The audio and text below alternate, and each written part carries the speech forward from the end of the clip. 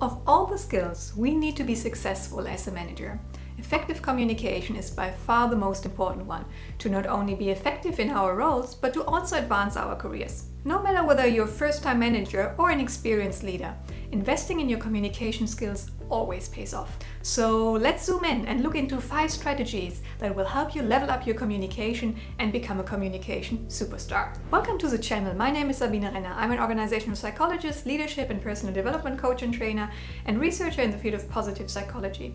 On this channel you will find proven and actionable tips, tools and strategies to empower aspiring leaders to take the lead and succeed at work and beyond. When participants in my leadership trainings or coaches ask me about the one skill they should invest in, my answer is clear: communication. Why? Because communication is at the core of leadership. As managers and organizational leaders, we are actually not isolated. We are in constant exchange to align with our team and other stakeholders in and outside of the organization. No matter whether we share our vision, outline our strategy, define goals, assign tasks, provide feedback and coaching, or resolve a conflict, communication is the foundation of everything that we do. Since our early days, we communicate day in and out. It's the one skill we probably had the most opportunity to practice and hone, and yet, while communication is so important, we oftentimes take it as a given and keep on following known patterns instead of taking the time to consciously evolve and elevate our ability to communicate as really one of the most fundamental basic skills for our success. Now, what can we do about it? My suggestion is to start implementing the following 5 strategies for effective communication. Let's get started. Strategy 1.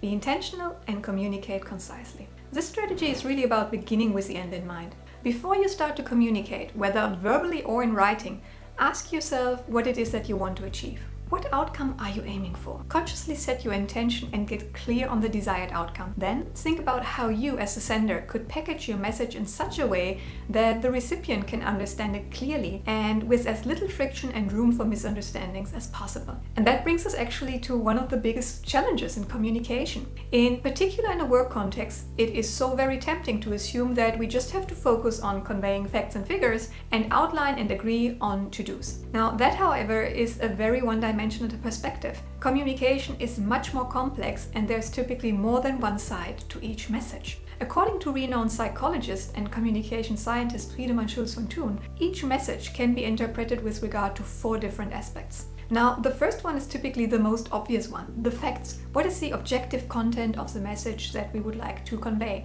The second aspect is the self-revelation. What are we as senders saying about ourselves? The third one relates to the appeal. What is it that we would like the receiver to do, to say, or to think? And last but not least, and that's typically the most challenging one, the relationship side. What are we as senders thinking and saying about the receiver and the relationship? Now, this obviously leaves a lot of room for interpretation and opens the door for misunderstandings, conflicts, and disputes. Why? Because typically in a business context, we focus much more on facts and figures. Whatever we say as managers has to be decoded by somebody else. The clearer we phrase our message and the underlying intention, the easier we make it for the other person to understand and the less need there is to come up with assumptions which may lead a conversation on a very wrong path. So choose carefully and become very intentional about what message you would like to convey and how you convey it. Strategy number 2. Choose your words carefully. Words are extremely powerful.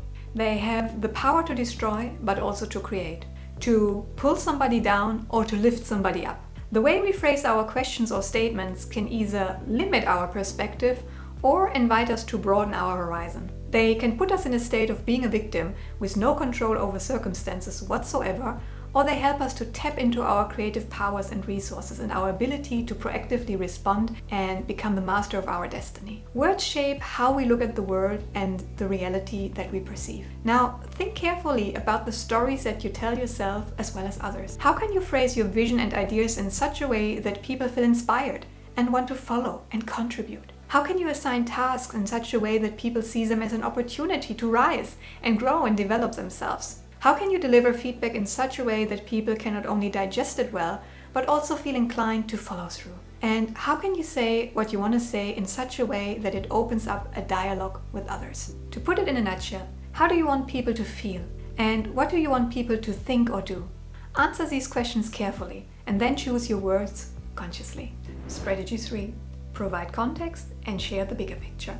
As managers, we rely on our team to drive forward results, get things done, and implement change. Now, for that to happen in an effective way, people do not only need to understand what they are supposed to do, they should also know why it actually matters. We constantly should provide an answer to the question of why people should actually care and what their contribution is in the bigger scheme of things. And by the way, what is in it for them, other than receiving a financial return for the job they are doing? Money, as we all know, is typically not a lasting motivator. If we want to motivate people, it is so crucial to share the why. What is their contribution to others? That could be the team, the organization, a client, and how will their efforts support them in their own development? Help people within and outside your team to connect the dots and see beyond the limits of their own roles and responsibilities. The broader the perspective, the easier it typically is to see the importance and reach of everybody's contribution, which also helps individuals in setting the right priorities and making thought-through decisions that have the bigger picture in mind. Strategy number 4. Listen to understand and ask questions. Up until now, our strategies were focused on the active side of communication, the talking. However, there's another side to communication that is equally important. Effective leaders not only know when and how they need to talk, they also know when to tune in and to listen with ears wide open. Listen not to respond, but listen to really understand the perspective of their counterparts. Where are they coming from? What are their needs and concerns? And what is driving them? The skill of listening actively is a skill that cannot be focused on enough. How to do it? Well, it starts with being present and showing an open body language that indicates that we are tuned into the conversation. To be in a curious state without jumping to conclusions, but to instead echo back and paraphrase what we have heard and ask questions to deepen our understanding. It means to understand the other person first and to then skillfully link our own line of thinking to theirs, so that together we can create a more in-depth perspective and understanding. Active listening not only helps us to come up with a better understanding as the basis for better solution, it also helps us in fostering relationships and building trust. Strategy number 5. Customize your style. Now, there's clearly no one-size-fits-all style of communication. The way you communicate should not only be authentic and representative of who you are as a person, it should also ideally match the communication needs and preferences of your counterparts, at least to a certain extent. So ask yourself ahead of a conversation or presentation who your counterparts or audience will be. Where do you meet them and what do you know about them? How much does the individual know about the matter at stake? What might be his or her perspective and concern? Questions such as these should drive the content of what you say. But in addition to the content, there's also the how we say things. For example, some people appreciate a very focused dialogue, fast-paced. They want to understand the big picture and then move forward as quickly as possible. While others want to go deep and discuss questions thoroughly. Some people are eager to understand the facts and look at things in a rather logical and objective way, while others tend to follow their intuition and gut feeling and have a much more subjective but also empathetic way to look at the world. Now, you can imagine that you ideally would use different approaches to effectively reach these people. And thinking it through ahead of a conversation, in particular if it is a challenging one or a needle mover conversation, really pays off. Does it take time? It surely does, but I can promise you that you'll be amazed about the returns that implementing this as well as the other strategies will bring you. Curious to learn more proven actionable tips, tools and strategies that will help you and your team succeed?